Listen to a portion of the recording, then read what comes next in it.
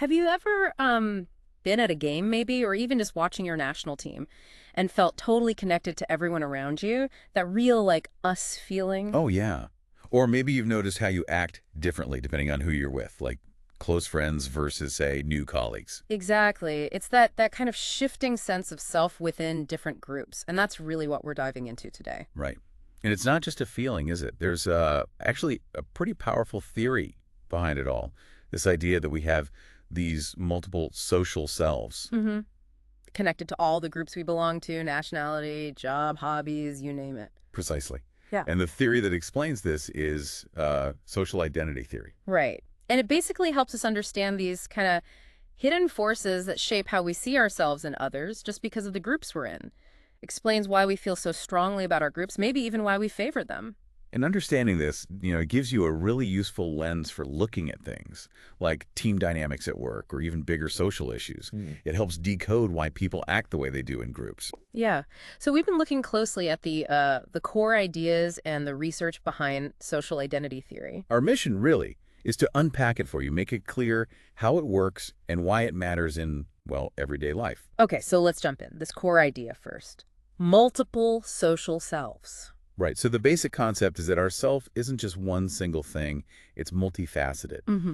We have these different social identities linked to the groups we feel we belong to. Like the example in the source, someone seeing themselves as, what was it, British, an engineer, a cyclist. A fan of a certain band, yeah. Yeah. All these things are distinct parts of their social identity. So one of these might just pop up and become more important depending on where you are or who you're with. Exactly. And the theory suggests we do this. We categorize ourselves because, well, it helps us figure out who we are, our place in the social world.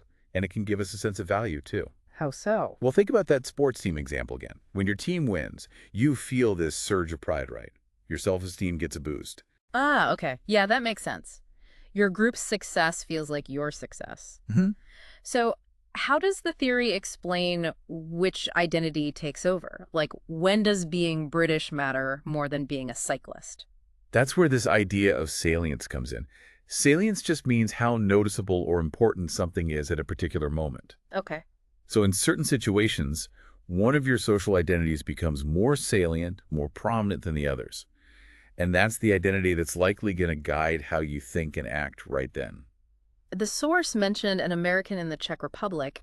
How did that illustrate salience? Yeah, that was a good example. So this person found that if they were around other Americans who were criticizing the Czech Republic, they suddenly felt very protective of the Czechs. Ah, so their identity connected to the Czech Republic became salient. Exactly. But then if some Czech people started criticizing Americans, boom, their American identity would jump to the forefront. Wow. So it really shifts depending on who you perceive as the outgroup in that moment.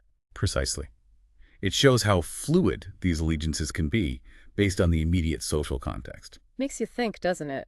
About times your own maybe national identity felt really strong, what was going on around you. Yeah. So, okay, these identities shift based on salience, but how do they actually, form in the first place? What are the mechanisms? Good question. Henri Tajfel, who really developed this theory, pinpointed three key psychological processes. The first one is social categorization. Okay, social categorization. Break that down for us. It's pretty straightforward, actually. It's just our tendency, our brain's way, really, of sorting people into groups. There's the in-group, that's us, and the out-group, that's them. And we do this based on what? Shared characteristics? Yeah, anything, really. Nationality, age, job, taste in music, favorite sports team. It's a cognitive shortcut to make sense of the social world. So step one, sorting people into us and them. What's next? The second mechanism leads to some pretty surprising findings.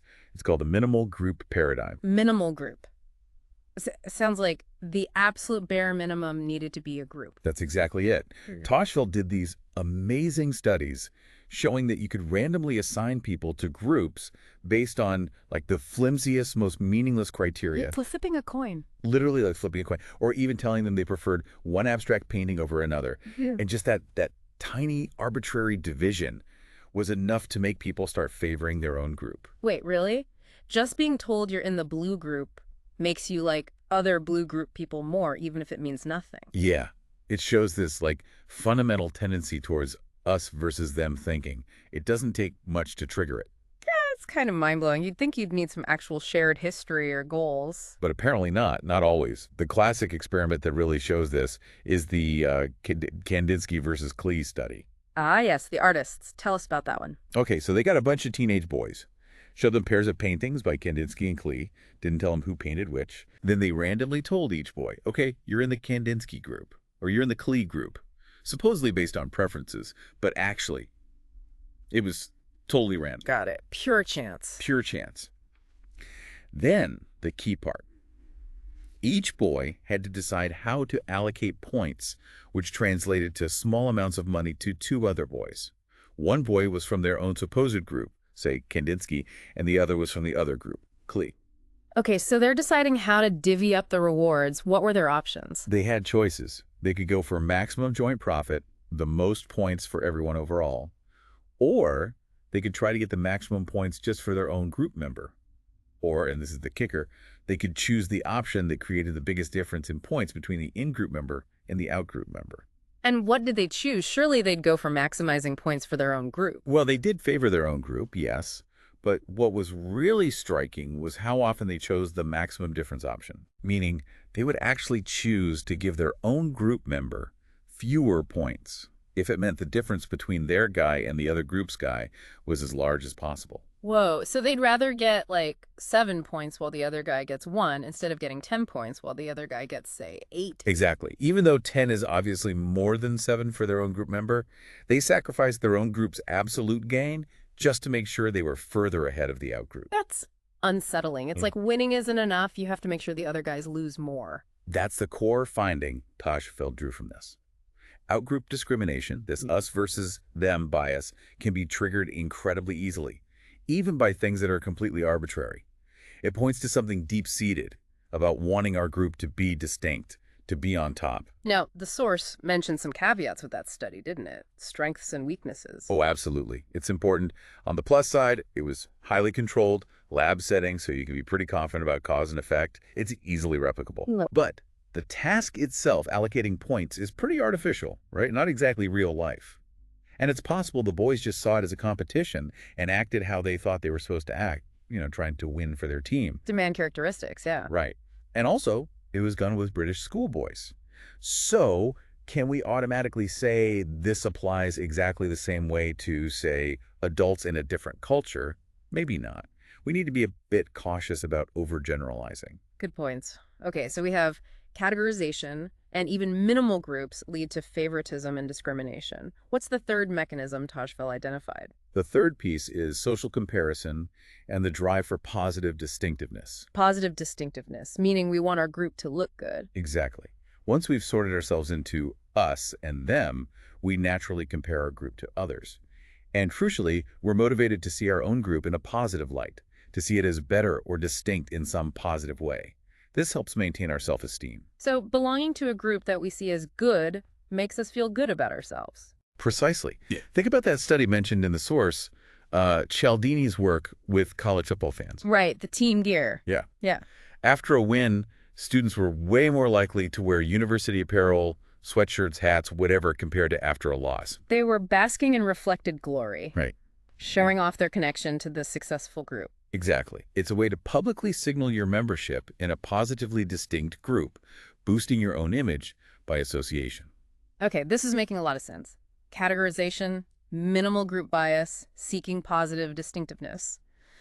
So how does this theory actually play out in explaining behaviors we see every day, like, say, conformity? Yeah, the theory offers a really strong explanation for why we sometimes go along with the group. How does our group identity fit into that? Well, there was that study by Abrams you mentioned, which was basically a variation on Ash's famous line judgment experiments. Where people conform to obviously wrong answers.